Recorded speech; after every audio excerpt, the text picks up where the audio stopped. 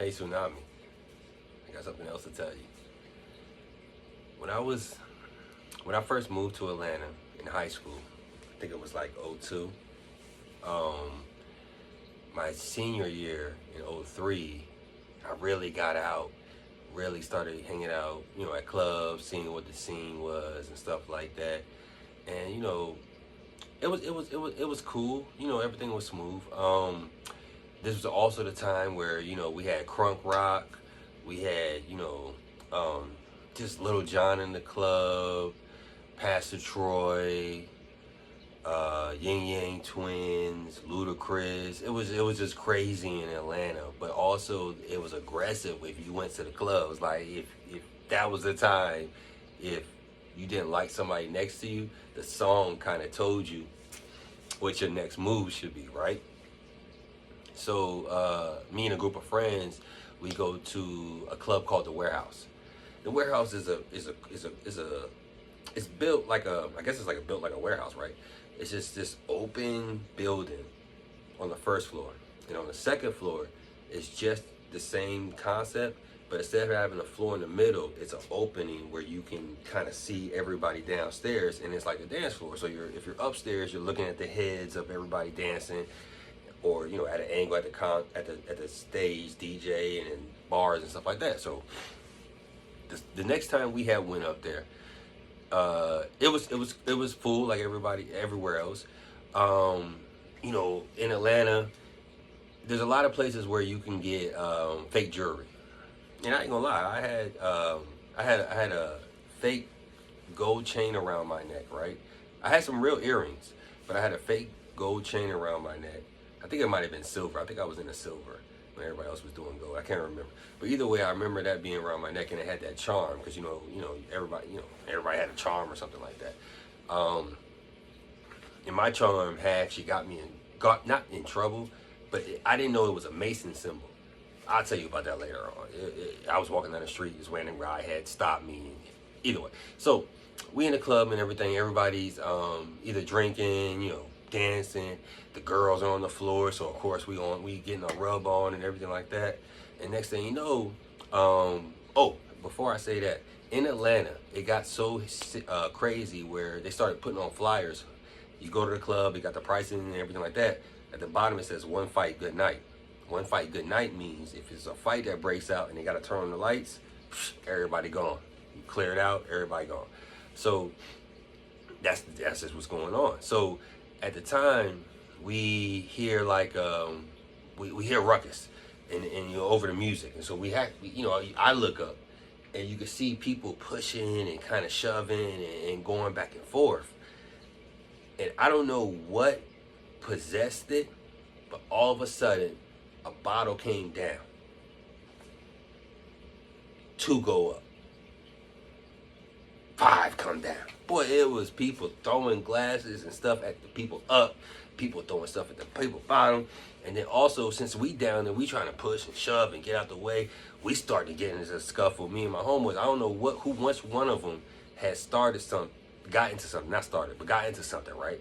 So we get the shoving, we get the hitting, we get the doing this and doing that. And then that's when the lights come on. When the lights come on, that's when people stop throwing stuff, but they're still trying to clear it out. So eventually, we make it out the club, right? I don't know where we were parked at, but we get to the car, and everybody's running, everybody's aggressive, moving quickly to the car. So we get to the car. My boy had a Mustang at the time. We get in, I hop in the back seat. Somebody hops in, blah blah blah. So we're not saying we take off, but we leave. We leave the parking lot. All of a sudden, we heard gunshots, and I think that's when cars started to move faster. We take off. We're gone. So when we're in the car, we're all talking about the story, laughing it up. I'm sitting there. I done lost the earring. I didn't notice the chain was just hanging off my shoulder, just dangling. And I'm like, oh, dang, popped my chain, my earring done fell off and everything. I'm like, what's going on around here? Man, popped my chain, earring done fell off. We get to the crib. We're walking out, and somebody looks at the bumper. Tell me why there's a bullet hole in his bumper. Now, I'm not saying they were shooting at us, but he got a bullet hole in his bumper. Now, keep in mind, this is just me. What am I? This is after high school. I'm like 20. No, I wasn't drinking. Let me backtrack that because I wasn't drinking. I didn't start drinking until like 22, so I wasn't drinking then. It was just people. I wasn't drinking, so yeah. Let me backtrack to that story. But anyway, who cares? Nah, but the club was 21 and up. So I had to be 21. I just wasn't drinking yet. You had to be in. No, it was 18 and over, I think. Anyway, who cares? But that was cool. Like, Atlanta was cool. During that time frame, also I had some people. The same person that went with us to the club, he had a grandmother that stayed in the neighborhood, and he always talked about going to see his grandmother and stuff like that. So this is also during the time Ti had gotten an argument, not an argument. Ti was in a beef with Little Flip. No, not Little Flip. This was before Little Flip. I think it might have been Shorty Low. I think it was Shorty Low, and he did a music video in front of Bowen Homes neighborhood, and supposedly that's one way in, one way out. It's a tough neighborhood. Only people that live there really go in there. I don't know. I didn't know too much about it. I just know that I wasn't allowed to be up in there for no reason. So my homeboy, he was like, "Hey man, we about to go to the mall. I gotta go to my grandma's house first." I was like, "Cool." And he always go to his grandma's house. As we hit this left and turn into the neighborhood, it says Bowen Homes. Boy, I'm sitting there with getting my fake jewelry on, my earrings on. At the time, my dad gave me this watch. It's like some little novelty watch, but it had like a lot of fake diamonds in it. I got it somewhere, and I was wearing that. I'm sitting in the back seat, and all I'm sitting there is like, I start tucking my chain in. I took off my watch. I put it in my pocket. And my earrings, I was like, I'm not gonna take my earrings off. But he left me in the car in the back seat. Like, both of them got out. Like, you see people. I'm new to this. I came from Maryland to Georgia, and I wasn't out in Maryland, so now I'm out in Georgia, and I'm really out. So I'm sitting there. Nothing happened to me, but it was just a very, very nervous and real experience based on what you see on TV and you see in real life. You're just like, what's going to happen? But nothing happened. Again, Atlanta's cool. It was a cool little place. I had moved, left Atlanta. I think, I can't remember what the case was. I'll get back to that later. But I did move back to Atlanta.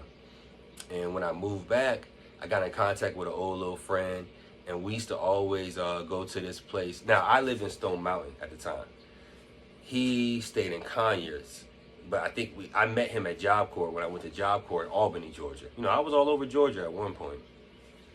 But anyway, so fast forward, me and him, we go to clubs and everything like that. We used to always go to the same spot. Now, I was on his side of town. I lived in Stone Mountain. It was a place called Barnacles. I think it was a Conyers Mall in Conyers, Georgia. I think my fault. My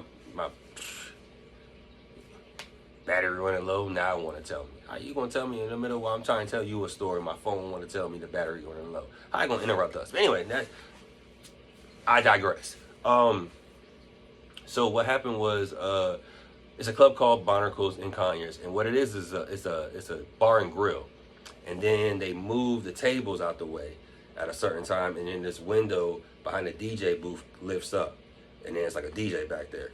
And so we would go there every Saturday. My thing was I would work because I was staying with my father, and actually no, I wasn't staying in Stone Mountain. I was staying with my father in I can't remember the city, but I was working at Top Golf at the time. But either way, I was staying with him, and I would go to Conyers to go hang out with my homeboy. But on the way there, I would always stop at Walmart and buy a new little $5, $7 shirt. So I always had a new shirt on. It was some novelty, some little cartoon, but that was my thing. I was like, at least I got a new shirt on. And the way I used to get it, I used to wash cars Friday night and Saturday mornings, and that would be my club money for the Saturday night. That's pretty cool. But anyway, so one time I was in there, and the reason why I'm saying this is because clubs in Atlanta are so unique. So I'm in there, right, hanging out, I see a girl on the dance floor. Go up there, start dancing with her. But before I say this, we went there so many times. My thing is, when I'm in the club and if I have access to the DJ, I always ask him if he want a shot. Always. And that's how I used to get cool with certain DJs. If I can get in some kind of talking range, ask if you want a shot, I got you. Next time I'm there, I got you again, I got you again. So then, you know, I was able to sometimes be in the booth with them, just chopping it up. So a couple of girls will see that, think I'm somebody, which I'm not. But either way, so I'm on the dance floor. You know, I see her, she don't stop dancing, so maybe she probably saw me in the booth. So she's dancing, we dancing, you know, 3-4 songs. It's just added. She, you know, she turn around, I'm lick it up, she lick it up, dancing, whatnot. And then I was like, okay, cool, let me get your number. So I got her number, she puts it in the phone, and I finally go back with my homeboys. And like, oh man, you been over there all day. What you chopping it up with her? What's going on? I was like, oh, I got her number. He was like, you don't care that she got one arm? I'm like, one arm? What you talking about? Yeah, she got one arm. I look from a distance, shorty is missing her arm. And I'm like, it don't change nothing I said. I was like, I didn't even know. She bad though. I didn't even know. She bad as hell. So, you know, I that interaction was an accident that she saw them pointing and laughing, and I think that ruined it for me. I called her, she never picked up. Texted her, she never replied. There was music playing, she looking across. You know, it's unique. You know, like I said, each club experience is unique. But you know, what have I learned by clubbing in Atlanta is today the experience ain't nothing like we had. They missed out. They missed out. I made it. I'm glad that I had some fun. Some people had worse experiences, but hey, what I did back then, they ain't gonna never be able to, you know, not what I did, but what we did, the fun we had, Atlanta, the city, back in 03, 05, 06, 07, 08, it ain't gonna be matched now.